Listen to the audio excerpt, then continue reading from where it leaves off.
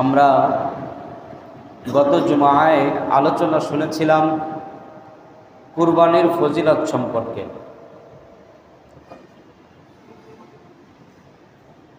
তো কুরবানি আমাদের একেবারে দোরগোড়ায় এসে হাজির হয়েছেন, আর অল্প কিছুদিন পরেই আমাদের মাঝে কুরবানি চলে আসবে। তো সেই আঙ্গিকে কুরবানি সম্পর্কে আমাদের অনেকের মনেই অনেক রকম প্রশ্ন থাকেন। তো সেই প্রশ্নগুলো আমি একত্রিত করেছি এবং সেই প্রশ্ন উত্তরগুলো আজকে আমি আপনাদের সামনে উপস্থাপন করার চেষ্টা করব ইনশাআল্লাহ। সর্বপ্রথম আমাদের জানতে হবে কুরবানির অর্থটা কি। কুরবানি করি অথচ আমরা এর অর্থ কি, কেন করতেছি এই সম্পর্কে আমরা অবগত নয়। কুরবানির অর্থ হচ্ছে ত্যাগ করা। আপনি কুরবানি করলেন মানে ত্যাগ করলেন।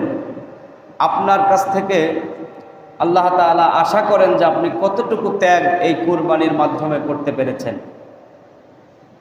আমাদের মূল নিয়ত যদি থাকে গোশত খাওয়া, মানুষ দেখানো, তাহলে কোনোভাবেই সেই কুরবানি আল্লাহ তাআলার কাছে গ্রহণযোগ্য নয়।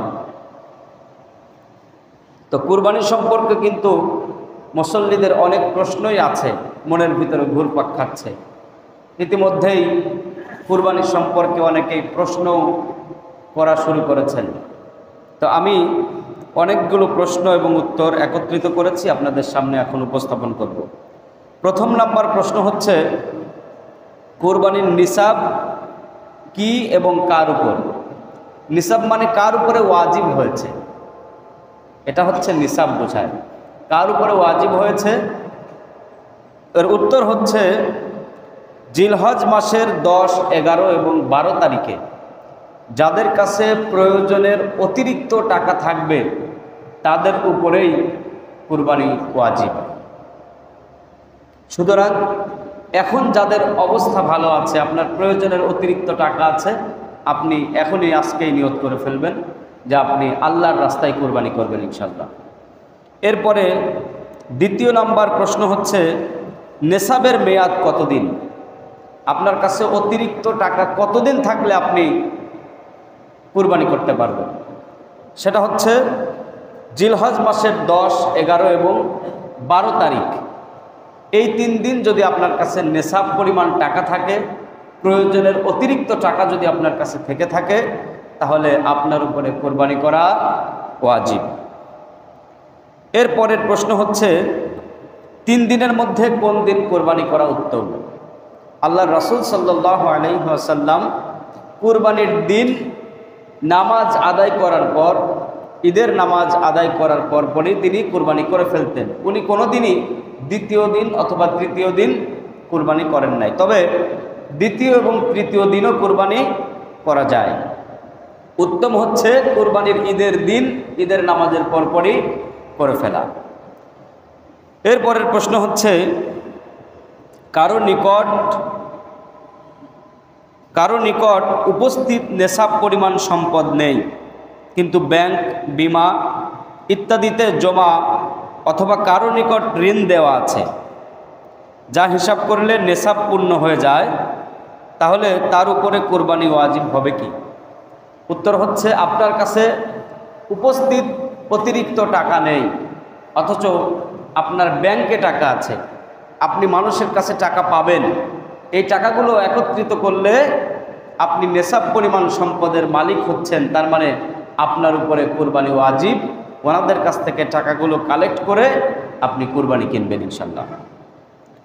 এরপরের প্রশ্ন হচ্ছে হারাম উপার্জন মালের উপরে কুরবানি ওয়াজিব হবে কিনা। এর উত্তর হচ্ছে কোনো অবস্থাতেই হারাম মালের উপরে কুরবানি ওয়াজিব নয়। আপনি হারাম টাকা ইনকাম করেছেন, হারাম টাকা আপনি উপার্জন করেছেন, আপনি যদি কোটি কোটি টাকার মালিকও হয়ে যান, তারপরেও আপনার উপরে কুরবানি ওয়াজিব না। কারণ কি?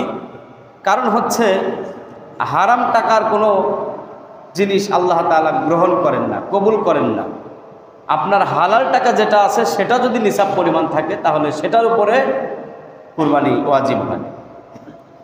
এরপরের প্রশ্ন হচ্ছে, কারো নিকট নেসাব পরিমাণ টাকা আছে আবার ওই পরিমাণ ঋণও আছে, তাহলে সে কি করবে?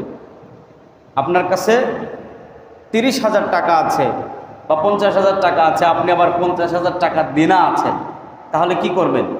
এর উত্তর হচ্ছে, আপনার উপরে কুরবানি ওয়াজিব হবে না। আপনার উত্তম কাজ হবে আপনি আগে ঋণ পরিশোধ করবেন। সম্মানিত হাজিরিন, এরপরের প্রশ্ন হচ্ছে, মুনাফিকের উপরে কুরবানি ওয়াজিব হবে কি? উত্তর হচ্ছে, মুনাফিকের উপরে কুরবানি ওয়াজিব হবে না। কারণ আল্লাহ রাব্বুল আলামিন মুনাফিকদের ব্যাপারে কোরআনুল কারীমের ভিতরে আয়াত নাজিল করেছেন। আল্লাহ তাআলা বলেছেন, ইন্নাল মুনাফিকিনা ফিদ দারকিল আসফালি মিনান নার। মুনাফিকদের জায়গা হবে জাহান্নামের একেবারে সর্বনিম্ন স্তরে।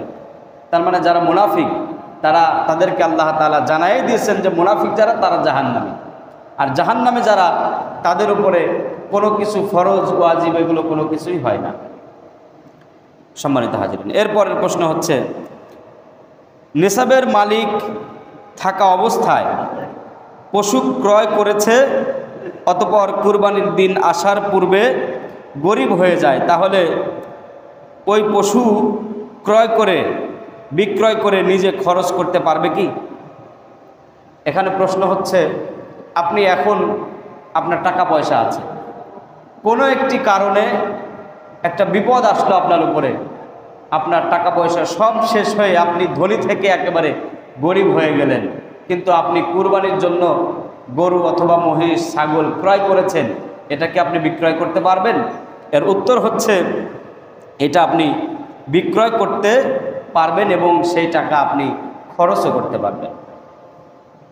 সম্মানিত হাজিরিন, এরপরের প্রশ্ন হচ্ছে, নাবালেগ, পাগল, দরিদ্র এবং মুসাফিরদের উপরে কুরবানি ওয়াজিব হবে কি? উত্তর হচ্ছে না। তবে দরিদ্র এবং মুসাফির এনারা যদি মনে করে যে আমরা কুরবানি করব টাকা পয়সা ধার করে, তাহলে তার জন্য অধিক সওয়াব আছে, কিন্তু তাদের উপরে ওয়াজিব না। এরপরের প্রশ্ন হচ্ছে, বালেগ, সুস্থ মস্তিষ্ক না, তার মানে অসুস্থ, সে যদি নেসাব পরিমাণ সম্পদের মালিক হয়, তাহলে তার উপর কি কুরবানি ওয়াজিব? উত্তর হচ্ছে, তার উপরে কুরবানি ওয়াজিব নয়। কারণ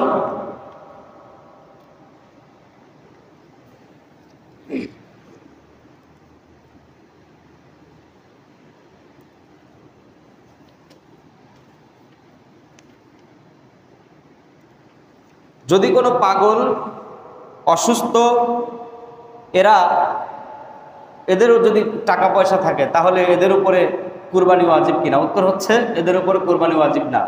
কারণ হচ্ছে, এদের উপরে শরীয়তের কোনো মাসআলা নেই, কারণ এদের সেন্স নাই, এরা ভালো মন্দ বুঝে না, এদের উপর আল্লাহ তাআলা কোনো কিছু চাপায়ে দেন না। এরপরের প্রশ্ন হচ্ছে, যদি নাবালেগ নেসাবের পরিমাণ সম্পদ থাকে, নাবালেগ মানে বড় মানুষ, বালক, এর উপরে যদি নেসাব পরিমাণের সম্পদ থাকে, তাহলে তার পক্ষ থেকে কুরবানি দেয়া যাবে কি? তার পক্ষ থেকে কুরবানি দেয়া যাবে, সেটা মুস্তাহাব হবে, সওয়াবের কাজ হবে, কিন্তু তার উপরে কুরবানি ওয়াজিব নয়। এরপরের প্রশ্ন হচ্ছে, কেউ যদি কুরবানির দিনগুলোতে কুরবানি দিতে না পারে, যদিও তার নেসাব পরিমাণ সম্পদ আছে, কোনো সমস্যার কারণে দিতে পারেনি, তাহলে সে কি করবে? কুরবানির দিনগুলোতে প্রথম দিন, দ্বিতীয় এবং তৃতীয় দিন সে কুরবানি দিতে পারে নাই, কিন্তু তার উপরে কুরবানি করা ওয়াজিব, তাহলে সেই ক্ষেত্রে সে ব্যক্তি কি করবে? কুরবানির উপযুক্ত একটা ছাগলের মূল্য সদাকা করে দিতে হবে। ছাগলের মূল্য কি করতে হবে? সদাকা করতে হবে। আর যদি সে পশু কিনে ফেলে এবং জবাহ করে ফেলে, তাহলে তার করণীয় হবে, সেই জবাহ করার পর গোশতটা ওজন করবে। ওজন করার পরে বাজার মূল্য হিসাব করে কত টাকার গোশত হয়েছে, আর সে ব্যক্তি কত টাকা দিয়ে ছাগল অথবা ভেড়া কিনেছে, মনে করেন যে 30,000 টাকা দিয়ে আপনি একটা পশু কিনেছেন। পশু কেনার পর জবাহ করার পর গোশত বানানোর পরে আপনি আবার সেটা ওজন করলেন, ওজন করার পরে হিসাব নিকাশ করে দেখা গেল যে আপনার 28,000 টাকার গোশ হলো, 30,000 টাকার গোশ পুজলো না, তাহলে 2,000 টাকা নিজের পকেট থেকে সাদাকা করে দিতে হবে। এবং এই যে গোশত, এই গোশত এবং টাকা সবই টোটালি আপনি সাদাকা করে দিতে হবে, মানে দান করে দিতে হবে। সম্মানিত হাজিরিন, এরপরের প্রশ্ন হচ্ছে, কোনো দরিদ্র মানুষ কুরবানির নিয়তে পশু ক্রয় করলে তার উপরে কুরবানি করা ওয়াজিব কি? উত্তর হচ্ছে হ্যাঁ। মনে করেন আপনি গরিব মানুষ বা আমি গরিব মানুষ, আমার উপরে কুরবানি করা ওয়াজিব নয়, কিন্তু আমি এরপরেও কুরবানি যেভাবেই হোক কিনে ফেলেছি, যখনই আমি কিনে ফেলবো তখনই আমার উপরে কুরবানি করা ওয়াজিব হয়ে যাবে। এরপরের প্রশ্ন হচ্ছে, নেসাবের মালিক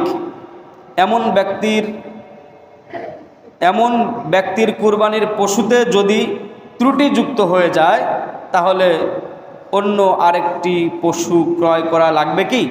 উত্তর হচ্ছে হ্যাঁ। আপনি যদি নেসাব পরিমাণ সম্পদের মালিক হন, অর্থাৎ আপনার উপরে যদি কুরবানি ওয়াজিব হয়ে যায়, এমন অবস্থায় আপনি কুরবানি কিনেছেন, কেনার পরে দেখছেন যে এই পশুর সমস্যা আছে, যেই সমস্যার কারণে কুরবানি বাতিল হয়ে যায়, কুরবানি হয় না, তাহলে করণীয় কি? করণীয় হচ্ছে আপনি আরেকটি পশু ক্রয় করবেন, আর যে পশুর ত্রুটি আছে ওটা যদি আপনি মনে করেন জবাহ করে খেতেও পারেন, বিক্রিও করে দিতে পারেন। সম্মানিত হাজিরিন,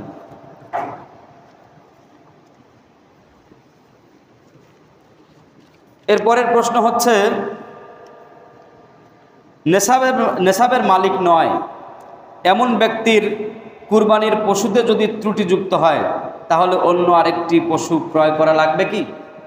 তার মানে আপনার উপরে কুরবানি ওয়াজিব হয়নি, আপনি পশু কিনেছেন কিন্তু সেই পশু ত্রুটিযুক্ত, তাহলে আপনাকে আর পশু কিনতে হবে না, কারণ আপনার তো আর সামর্থ্য নাই।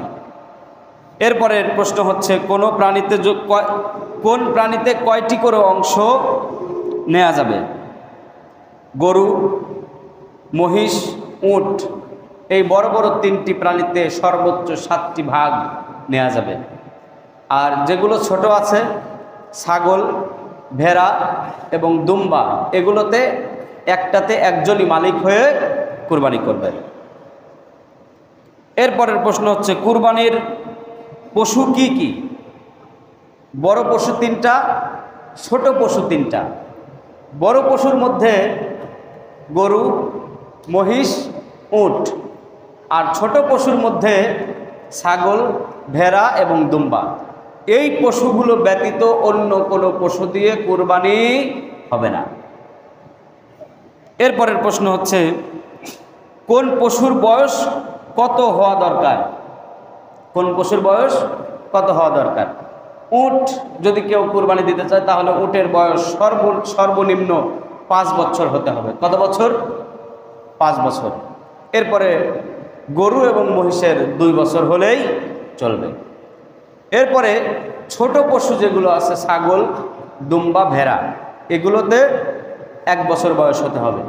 তবে দুম্বা এবং ভেড়ার যদি বয়স নাও পুজে যায়, 1 বছর পুজে নাই, 8 মাস 10 মাস হয়ে গেছে, কিন্তু দেখতে নাদুস নুদুস মনে হচ্ছে যেন 1 বছরের বেশি হয়ে গেছে বা 1 বছর পুজে গেছে, তাহলে ভেড়া এবং দুম্বা দিয়ে কুরবানি করা যাবে। কিন্তু ছাগলের ক্ষেত্রে 1 বছর বয়স হওয়াটা আবশ্যক।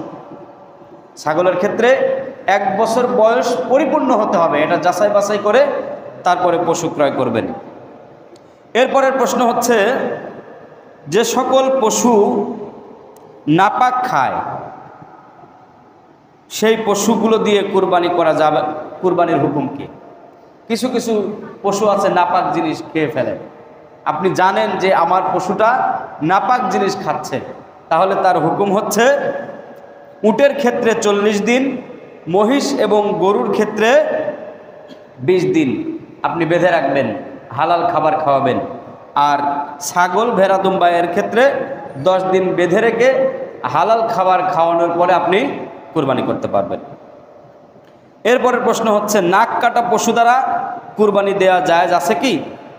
উত্তর হচ্ছে, নাক কাটা পশু দ্বারা কুরবানি করা জায়েজ নাই। এরপরের প্রশ্ন হচ্ছে, কুরবানির পশু ক্রয় করার পর সেটিকে অধিক মূল্যে যদি বিক্রি করা যায়, বিক্রি করে পুনরায় আরেকটি পশু ক্রয় করলে এর হুকুম কি? মনে করেন আপনি 1.5 লক্ষ টাকা দিয়ে একটা গরু কিনছেন, গরু কেনার পরে আপনার প্রতিবেশী বা অন্য মানুষ আপনার এই গরুর দাম বলে দিল 1,80,000 টাকা দিব, 30,000 টাকা আপনার লাভ। সেই ক্ষেত্রে এই পশু বিক্রয় করে অন্য পশু ক্রয় করা যাবে কিনা? উত্তর হচ্ছে যাবে, তবে আপনি 1,80,000 টাকায় আপনাকে আবার পরবর্তীতে খরচ করতে হবে। মনে করেন আপনি 1.5 লক্ষ টাকা দিয়ে কিনছেন, 1,80,000 টাকা বিক্রি করছেন। এরপরের পশু যখন আপনি কিনবেন, ওই পশু যদি 1,60,000 বা 70,000 টাকা দিয়ে ক্রয় করেন, তাহলে বাকি 10,000 অথবা 20,000 টাকা এইটা আপনার গরিবদের মাঝে দান করে দিতে হবে, সদাকা করে দিতে হবে। ওখান থেকে আপনি 1 পয়সার ব্যবসাও করতে পারবেন না। সম্মানিত হাজিরিন, এরপরের প্রশ্ন হলো, কুরবানির পশু ক্রয় করার পর যদি জানা যায় পশুটি চুরির মাল ছিল, এখন উক্ত পশুর কুরবানি জায়েজ হবে কি না? এর উত্তর হচ্ছে, পশুটি যদি চোরের কাছ থেকে ক্রয় করা হয় তাহলে তার কুরবানি জায়েজ হবে না, বরং আবার একটি পশু ক্রয় করে কুরবানি করতে হবে। সুতরাং পশু ক্রয় করার সময় খুব সাবধানতা অবলম্বন করতে হবে, আপনাকে সাবধানে পশু কিনতে হবে, কোনো চোরের কাছ থেকে পশু কেনা যাবে না। এরপরের প্রশ্ন হচ্ছে, অত্যসন্তা পশুর কুরবানি করা জায়েজ আছে কি? মানে গর্ভবতী পশুরকে কুরবানি করা জায়েজ হবে কিনা? উত্তর হচ্ছে আছে, তবে যে পশুর বাচ্চা প্রসবের সময় খুব কাছাকাছি নিকটবর্তী তা জবাই করা মাকরুহ। আপনি যখন পশু কিনবেন তখন গর্ভবতী পশু না কেনাটাই ভালো। এই পশু আপনি কুরবানি করা জায়েজ হবে, কিন্তু মাকরুহ হবে, মানে অপছন্দনীয় একটা জিনিস। সুতরাং গর্ভবতী পশু ক্রয় করার কোনো দরকার নাই। এরপরের প্রশ্ন হচ্ছে, কোনো মহিলা স্বামীর কাছ থেকে এখনও মহরের টাকা উসুল করেনি, উক্ত মহরের টাকা হিসাব করলে সে নেশাবের মালিক, তাহলে তার উপরে কুরবানি ওয়াজিব হবে কি? মনে করেন যে আপনার স্ত্রীকে বা আপনার স্ত্রী আপনার কাছ থেকে মহরের টাকা আদায় করতে পারে নাই, আপনি দেন নাই। 1 লক্ষ টাকার ভিতরে 20,000 টাকা দিছেন, আরও 80,000 টাকা আপনি দেন নাই, 80,000 টাকা আপনার স্ত্রী আপনার কাছে পাবে।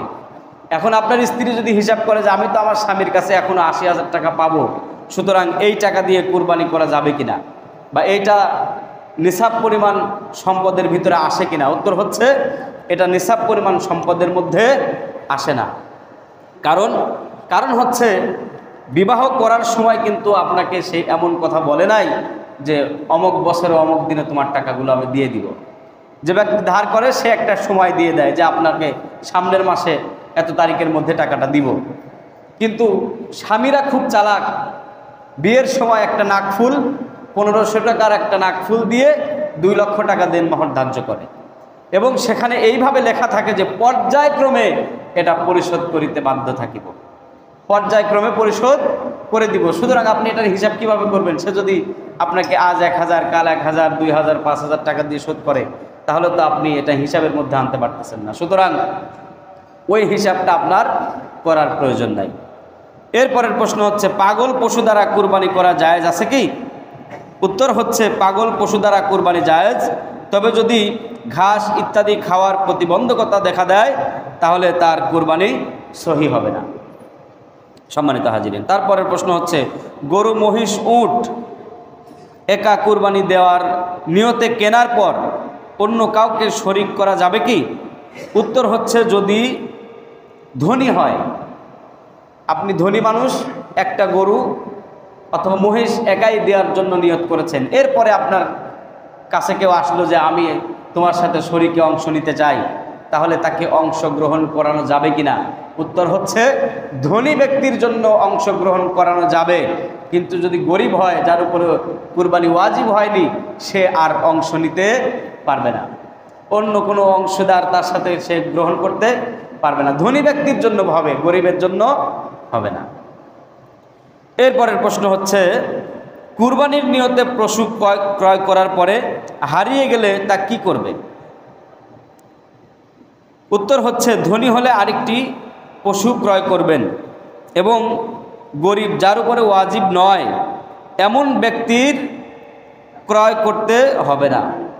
যে ব্যক্তি ধনী, তার উপরে যেহেতু ওয়াজিব একটা হারায় গেছে, হারায় যাওয়ার পরেও যদি তার নেশাব পরিমাণ সম্পদ থেকে থাকে তাহলে সে আরেকটি ক্রয় করবে। আর যদি গরিব হয়, হারায় যায়, তাহলে তো আর তার টাকা পয়সা নাই, একটাই ছিল, সে মানে কিছু টাকা সে ধার করে একটা কিনছে, সেটা হারায় গেছে, সে এখন কোথায় পাবে? সুতরাং তার জন্য প্রয়োজন নাই। ধনী ব্যক্তির জন্য হারায় গেলে আরেকটা কিনতে হবে। এরপরের প্রশ্ন হচ্ছে, গর্ভবতী পশু কুরবানি করা কি জায়েজ আছে? উত্তর হচ্ছে আছে। গর্ভবতী পশু কুরবানি করা জায়েজ আছে। তবে যদি একেবারে সময় চলে আসে, দেখা যাচ্ছে যে কুরবানির পরেও যদি সেই পশু যদি বাচ্চা দেয়, সেই বাচ্চাকেও আবার আপনার কুরবানি করতে হবে, অথবা সেই বাচ্চাটা দান করে দিতে হবে, সদাকা করে দিতে হবে। এরপরের প্রশ্ন হচ্ছে, কুরবানির পশু দ্বারা যদি আপনি হাল চাষ করে ফেলেন, সেই ক্ষেত্রে করণীয় কি? আপনি একটা গরু কিনলেন, কেনার পর সেটা দিয়ে হাল চাষ করলেন। করণীয় হচ্ছে, আপনি হাল চাষ করার পর যতটুকু উপকৃত হয়েছেন, বা এটা যদি অন্য কাউরে দিয়ে থাকেন, অন্য কোনো মানুষের কাজ করে সেখান থেকে যদি আপনি অর্থ নিয়ে থাকেন, তাহলে সেই অর্থ আপনার গরিবদের ভিতরে সদাকা করে দিতে হবে, দান করে দিতে হবে। আর যদি নিজে নিজে উপকার নিতে চান, কত টাকার কাজ সে করে দিছে, সেই পরিমাণ টাকা সদাকা করে দিতে হবে। এরপরে প্রশ্ন হচ্ছে, পশু ক্রয় করার পর শরীক মারা গেলে তখন কি করবে? শরীক যদি মারা যায়, আমি পশু কিনেছি, 7 ভাগের 1 ভাগ আমি দিয়েছি, আমি মারা গেছি, এখন করণীয় কি? করণীয় হচ্ছে, আমার পরিবার থেকে যদি অনুমতি দেয় তাহলে আমার পক্ষ থেকে কুরবানি করবে। যদি অনুমতি না দেয় তাহলে তার টাকা ফেরত দিয়ে অন্য কাউকে সেখানে শরীক হিসাবে অংশগ্রহণ করানো যাবে। এরপরের প্রশ্ন হচ্ছে, মৃত ব্যক্তির পক্ষ থেকে কুরবানি করা যাবে কিনা? উত্তর হচ্ছে, মৃত ব্যক্তির পক্ষ থেকে কুরবানি করা যাবে, তবে যদি সে ওসিয়ত করে যায় তাহলে গোশত সদাকা করে দিতে হবে। মনে করেন আমি বেঁচে আছি, আমি ওসিয়ত করলাম যে আমি মারা গেলে আমার নামে কুরবানি করো। যদি এরকম ওসিয়ত আমি করে যাই, তাহলে আমার নামে যে কুরবানি হবে সেই কুরবানির গোশত পরিপূর্ণটাই সদাকা করে দিতে হবে, দান করে দিতে হবে। আর যদি আমি বেঁচে থাকি, আমি যদি মারা যাই, কোনো ওসিয়ত না করি, কোনো কিছু বলে না যাই, আমার সন্তানেরা যদি আমার নামে কুরবানি করে, সেই গোশত সে সবাই খাইতে পারবে, কোনো সমস্যা নাই। এরপরের প্রশ্ন হচ্ছে, কুরবানি ওয়াজিব এমন ব্যক্তির পক্ষ থেকে অন্য কেউ কুরবানি করলে করণীয় কি? উত্তর হচ্ছে, ওই ব্যক্তি থেকে অনুমতি নিতে হবে। আপনার সাথে আমার সম্পর্ক ভালো আছে, কিন্তু আপনি নিসাব পরিমাণ সম্পদের মালিক, আপনার উপরে কুরবানি করা ওয়াজিব, আমার উপরেও কুরবানি করা ওয়াজিব। আমি মনে করলাম আমার বন্ধুর পক্ষ থেকে আমি একটি কুরবানি করে দেই। যদি আমি বন্ধুর পক্ষ থেকে কুরবানি করতে চাই, তাহলে বন্ধুর কাছ থেকে অনুমতি নিতে হবে। যদি বন্ধুর কাছ থেকে অনুমতি না নিয়ে কুরবানি করি, তাহলে সেই কুরবানি গ্রহণ হবে না, কবুল হবে না। এরপরে হচ্ছে, পিতার উপরে কুরবানি ওয়াজিব। ছেলে নিজের মাল থেকে পিতার পক্ষ থেকে কুরবানি আদায় করে দিলে আদায় হবে কি? ছেলের পক্ষেও, মানে একই বাড়িতে ছেলে এবং বাবা দুইজনের উপরেই যদি কুরবানি ওয়াজিব হয়, সে ছেলে যদি মনে করে যে আমি আমার বাবার পক্ষ থেকে দিয়ে দিব, তাহলে সেটা আদায় হবে না। নিজের মাল থেকে কুরবানি করতে হবে। যদি আমার উপরে ওয়াজিব হয়েছে, আমাকেই দিতে হবে, আমার ছেলে কেন আদায় করতে যাবে? আমার ছেলের উপরে যদি আদায় করা ফরজ হয়, ওয়াজিব হয়, তাহলে আমার ছেলেরটা ছেলে আদায় করবে। আর যদি এক পরিবারে হয়, এক পরিবারের পক্ষ থেকে আদায় করে দেওয়া যাবে, কোনো সমস্যা নাই। সম্মানিত হাজিরিন, এরপরের প্রশ্ন হচ্ছে, ঋণ করে কুরবানি করলে আদায় হবে কি? ঋণ করে যদি কোনো মানুষ কুরবানি করে, তাহলে তার উপরে ওয়াজিব হবে না, কুরবানি ওয়াজিব হবে না। তবে কুরবানি করার জন্য সে সওয়াব পাবে, ভালো কাজে সে অংশগ্রহণ করলো। এরপরের প্রশ্ন হচ্ছে, বিদেশে অবস্থানকারীর কুরবানি কিভাবে দিবে? বিদেশে অবস্থানকারী ব্যক্তির কুরবানি সে যদি মনে করে সে সেখানে করবে, সেখানেও করতে পারে, এবং তার পরিবার যদি মনে করে যে সে বিদেশ আছে, আমরা দেশে আছি, তার পক্ষ থেকে আমরা দেশে কুরবানি করব, তাতেও কোনো সমস্যা নাই। এরপরের প্রশ্ন হচ্ছে, নবী করিম সাল্লাল্লাহু আলাইহি ওয়াসাল্লামের পক্ষ থেকে কুরবানি করা যাবে কি? উত্তর হচ্ছে সামর্থ্যবানদের জন্য উত্তম। রাসূল সাল্লাল্লাহু আলাইহি ওয়াসাল্লামের নামে পক্ষ থেকে যদি কেউ কুরবানি করে তাহলে সামর্থ্যবানদের জন্য এটা উত্তম। সামর্থ্যবানরা এটা করতে পারবে বা করবে, এটার গোশত সবাই খেতে পারবে।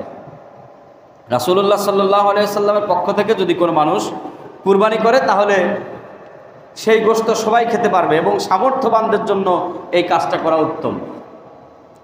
এরপরের প্রশ্ন হচ্ছে, হাজিরা যদি মুসাফির থাকে তখন তার উপরে কুরবানি করা ওয়াজিব হবে কি? উত্তর হচ্ছে, হাজিরা যদি মুসাফির থাকে তাহলে তার কুরবানি করা ওয়াজিব নয়। এরপরে কুরবানির পশু জবাই সম্পর্কে মাসলা মাসাইল। কুরবানির পশু জবাই করার সময় শরীকদের নাম উল্লেখ করা কি জরুরি? এই বিষয় নিয়ে আমাদের সমাজে অনেক ইখতিলাফ আছে। আপনার লম্বা একটা লিস্ট ইমাম সাহেবের হাতে ধরায় দেয় যে আমার পক্ষ থেকে, আমার নামে, অমুকের নামে। কোনো ব্যক্তির নামে কুরবানি হবে না, কুরবানি হবে ব্যক্তির পক্ষ থেকে। কুরবানি হবে কি? ব্যক্তির পক্ষ থেকে। অথচ নামের লিস্ট ধরায় দিচ্ছে। এই নামের লিস্ট দেওয়ার কোনো যৌক্তিকতা নেই, এটার কোনো প্রয়োজন নেই। আপনি নিয়ত করেছেন, এনাফ, আর কোনো কিছুর প্রয়োজন নেই। অথচ একবার ভালো করে পড়ে নেন, মুখস্থ করে নেন, আমার কুরবানি করার সময় এই নামগুলো বলবেন, কুরবানি করার সময় এই নামগুলো না। কুরবানি করার সময় আল্লাহর নামে কুরবানি করতে হবে। সম্মানিত হাজিরিন, এই বিষয়টা সবাই খেয়াল রাখবেন। এরপরের প্রশ্ন হচ্ছে, প্রথম দিন কখন থেকে কুরবানি করা উত্তম? ঈদের দিন, ঈদের নামাজের পর, যে এলাকায় যখন ঈদের নামাজ হবে, ঈদের নামাজের পরপরই কুরবানি করা উত্তম। এরপরের প্রশ্ন হচ্ছে, পশুকে জবাই করা উত্তম? উত্তর হচ্ছে, নিজের পশু নিজেই জবাই করা উত্তম।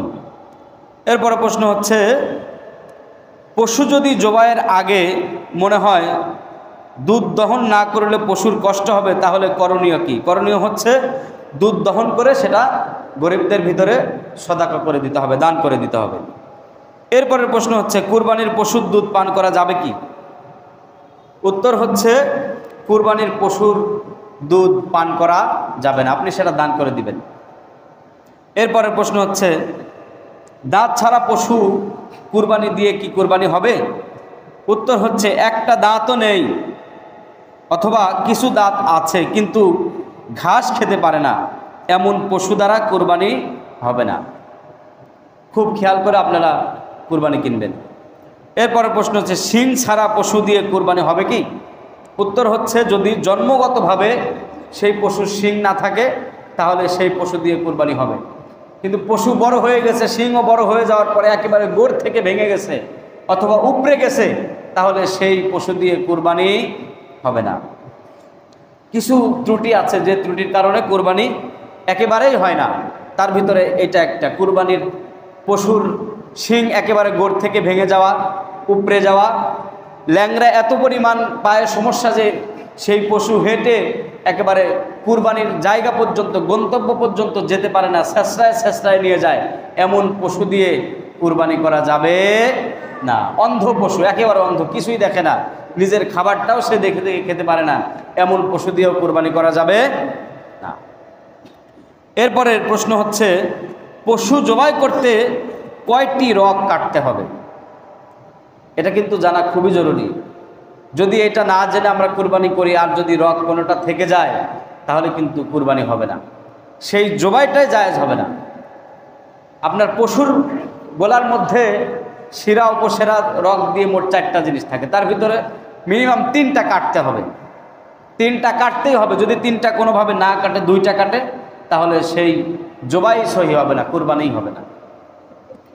সম্মানিত হাজিরিন, এরপরের প্রশ্ন হচ্ছে, পশুর কোন কোন অঙ্গ খাওয়া হারাম?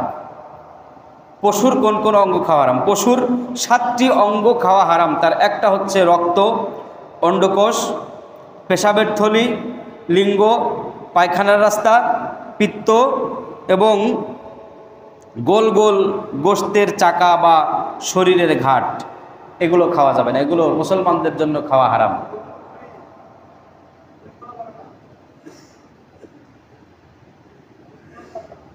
আপনি নামাজ পড়ে দেখা করেন।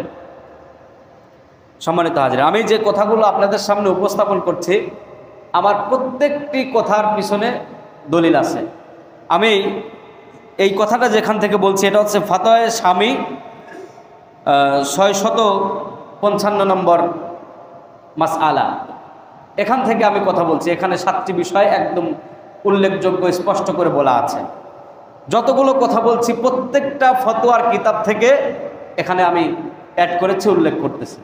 সুতরাং যদি কারোর কোনো দলিলের প্রয়োজন হয় আমার সাথে দেখা করবেন, আমি আপনাদেরকে দলিল সহকারে আপনাদের সামনে উপস্থাপন করব। সম্মানিত হাজিরিন, এরপরের প্রশ্ন হচ্ছে, কোনো ব্যক্তি ইমাম সাহেবকে বলল এটা আমার নামে আর ওটা আমার বাবার নামে কুরবানি করেন, এভাবে কুরবানি দিলে কুরবানি আদায় হবে কি? উত্তর হচ্ছে এভাবে কুরবানি আদায় হবে না। কারণ কোনো ব্যক্তির নামে, আমি বলেছি কোনো ব্যক্তির নামে কুরবানি করলে সে কুরবানি জায়েজ হবে না। কুরবানি করতে হবে আল্লাহর নামে। আপনি যদি কুরবানি করার সময় আল্লাহর নাম না নেন তাহলে সেটা জায়েজ হবে না। আর যদি সেটা জায়েজ না হয় তাহলে কুরবানি হয় কি করে? যদি আপনি ওই সময় জবাই করতে যেয়ে শুধু বলেন আল্লাহ, তাহলেও সেটা জায়েজ হয়ে যাবে। আর যদি কিছুই না বলেন তাহলে সেটা জায়েজ হবে না। তবে যদি ভুলে যান, অনিচ্ছায় আপনার কোনোভাবেই সেটা মনে নাই, তাহলে সেই বিষয়টা ভিন্ন। ইচ্ছাকৃতভাবে যদি আল্লাহর নাম ছাড়া কোনো পশু জবাহ করা হয় তাহলে সেটা জায়েজ হবে না মুসলমানদের জন্য। এরপরের প্রশ্ন হচ্ছে, পশু জবাই করার শর্ত কয়টি? উত্তর হচ্ছে পশু জবাই করার শর্ত হচ্ছে 3টি। জবাইকারী মুসলমান হতে হবে, জবাইকারী মুসলমান হতে হবে। দ্বিতীয় হচ্ছে জবাইয়ের সময় আল্লাহর নাম নিতে হবে। 3 নম্বর হচ্ছে শরীয়তের নির্দেশিত নিয়ম অনুযায়ী কণ্ঠনালী, শ্বাসনালী এবং রক্তনালী কেটে দিতে হবে। সম্মানিত হাজিরিন, এরপরের প্রশ্ন হচ্ছে, জবাই করতে গিয়ে পশুর মাথা কেটে আলাদা হয়ে গেলে ওই পশুর গোশত খাওয়া জায়েজ আছে কি? উত্তর হচ্ছে জায়েজ আছে, ওই পশুর গোশত খাওয়া জায়েজ আছে। এরপরের প্রশ্ন হচ্ছে, রাতে কুরবানি দিলে কি হবে? 10 এবং 11 তারিখ রাতে কুরবানি দিলে হবে। কিন্তু যদি কেউ মনে করে আমি 12 তারিখে রাতে কুরবানি করব, তাহলে সেই কুরবানি হবে না। তবে দিনের বেলা করাটাই উত্তম। সম্মানিত হাজির, এরপরের প্রশ্ন হচ্ছে, জবাইয়ের আগ মুহূর্তে যদি পশু প্রসব অবস্থায় উপনীত হয় তখন করণীয় কি? উত্তর হচ্ছে সে পশু জবাই করা জায়েজ আছে, তবে এটা অপছন্দনীয়, মাকরুহ। সম্মানিত হাজিরিন, এরপরের প্রশ্ন হচ্ছে, অনেক সময় দেখা যায় হুজুর জবাই করার পরও সম্পূর্ণ হয়নি, তখন অন্যজন ছুরি হাতে নিয়ে রগ বা শিরা কাটতে যায়, এটা জায়েজ হবে কিনা? হ্যাঁ, এটা অবশ্যই জায়েজ হবে, তবে যদি সে আল্লাহর নাম নেয় তাহলে জায়েজ হবে। মনে করেন যে ইমাম সাহেব জবাহ করার পরে সেটা পরিপূর্ণ হয় নাই, বোঝা যাচ্ছে যে কোনো একটা রগ কেটে যায় নাই, অন্য কেউ ইমাম সাহেবের কাছ থেকে ছুরিটা নিয়ে বাদ বাকি কাজ করে দিল, এটা করা জায়েজ হবে। কিন্তু যে ব্যক্তি বাদ বাকি কাজ করবে সে ব্যক্তি আল্লাহর নামেই কাজ করতে হবে। যদি সে আল্লাহর নাম না নেয় তাহলে ওই পশু মুসলমানদের জন্য হারাম। সম্মানিত হাজিরিন, এরপরের প্রশ্ন হলো, জবাইয়ের আগে পশু বাচ্চা দিলে এর করণীয় কি? ওই বাচ্চা জীবিত সদকা করতে হবে। সদকা না করলে পশুর সাথেই জবাহ করতে হবে। সম্মানিত হাজিরিন, আজকে আলোচনাটা একটু দেরি হয়ে যাচ্ছে হয়তো, কিন্তু এই মাসআলাগুলো খুবই প্রয়োজনীয় এবং আপনাদের বিষয় একটু দেরি হচ্ছে, কেউ মনে কষ্ট নেবেন না। ইনশাল্লাহ আমি খুব শর্ট টাইমের ভিতরে শেষ করব। এরপরের প্রশ্ন হচ্ছে, কুরবানির দিনে হাঁস মুরগি জবাই করা যাবে কিনা? আমাদের গ্রামে, আমাদের সমাজে এই প্রচলন আছে যে কুরবানির দিনে হাঁস মুরগি বা অন্য প্রাণী জবাই করা যাবে না, আছে না? উত্তর হচ্ছে কুরবানির দিনে হাঁস মুরগি যে কোনো জিনিস জবাই করা যাবে, এতে কোনো সমস্যা নাই। এরপরের প্রশ্ন হচ্ছে, জবাই করার পূর্বে ঘাস পানি খাওয়ানো যাবে কি? উত্তর হচ্ছে হ্যাঁ যাবে। যদি পশুর ভালোর জন্য, পশুর পানির তৃষ্ণা লেগে গেছে, এই সময় পশুর পানি খাওয়ানোটাই উত্তম। এর যদি একটু খাবার খাওয়ায় নেন তাহলে সেটাই সব থেকে ভালো। এরপরে প্রশ্ন হচ্ছে গোস্ত ভাগে যদি কম বেশি হয় তাহলে কিছু হবে কি? উত্তর হচ্ছে যদি কুরবানির গোস্ত ভাগ করতে যেয়ে যদি কম বেশি হয়ে যায় তাহলে কারো কুরবানি সহি হবে না। এখন যারা এই ভাগের সময় ওখানে থাকেন, বন্টন করেন, এটা আপনাদের উপর বিরাট একটি দায়িত্ব। কোনো অবস্থাতেই এখানে পার্সিয়ালিটি করা যাবে না। ইচ্ছাকৃতভাবে কোনোভাবেই কম বেশি, এক পিস আধা পিস 100 টাকা আপনি কম দিতে পারবেন না ইচ্ছাকৃতভাবে। তবে অনিচ্ছায় যদি হয়ে যায় সেটা ভিন্ন কথা। আপনারা যারা বন্টনের সময় বন্টন করেন বিষয়টা খুব ভালোভাবে খেয়াল করবেন। এরপরে প্রশ্ন হচ্ছে শরীকের মাঝে কেউ যদি গোস্ত খাওয়ার নিয়তে কুরবানি দেয়, আপনি 7 ভাগে কুরবানি দিচ্ছেন, 7 জনের পক্ষ থেকে কুরবানি দিচ্ছেন, একজনের নিয়ত আছে যে আমি গোস্ত খাওয়ার জন্য কুরবানি দিব। নিয়তটাই হচ্ছে এমন যে টাকা পয়সা আছে, ভালো গোস্ত পাওয়া যাবে, সুতরাং কুরবানি না দিলে মানুষ কি বলবে, কুরবানি দিয়ে দিই, গোস্ত তো খাওয়া যাবে। এই নিয়তে যদি কেউ কুরবানি দেয় আর এই রকম লোক যদি আপনার সাথে থেকে থাকে তাহলে কিন্তু কারোর কুরবানি না হওয়ার সম্ভাবনা রয়েছে 95%। সুতরাং আপনি যাকে শরীক হিসাবে নেবেন খুব সাবধানতা অবলম্বন করবেন, চিন্তা ভাবনা করে ওকে নেওয়া যাবে কি যাবে না এই বিষয়গুলো চিন্তা ভাবনা করে তারপরে নেবেন। এরপরের প্রশ্ন হচ্ছে 3 দিনের বেশি কুরবানির গোস্ত রাখা যাবে কিনা। আপনি যখন কুরবানি করবেন ভাগ বাটোয়ারা হয়ে যাবে, আপনি আত্মীয় স্বজন, প্রতিবেশী, সমাজ সবাইকে দিয়ে দিছেন, বাদ বাকি যেটা আপনার আছে এই জিনিসটা যদি আপনি মনে করেন যে 1 বছর পর্যন্ত রেখে দিবেন তাতেও কোনো সমস্যা নাই, কারণ এটা আপনার নিজের মালিকানা জিনিস, এখানে কারো কোনো হস্তক্ষেপ নাই, এখানে কোনো নিয়মকানুন নাই, যতদিন খুশি আপনি রাখতে পারবেন। এরপরের প্রশ্ন হচ্ছে অনুমান করে বন্টন করা কি জায়েজ হবে। উত্তর হচ্ছে অনুমান করে জায়েজ করা বন্টন হবে না, ওজন করে বন্টন করতে হবে, মাপ করতে হবে। সম্মানিত হাজিরিন, এরপরের প্রশ্ন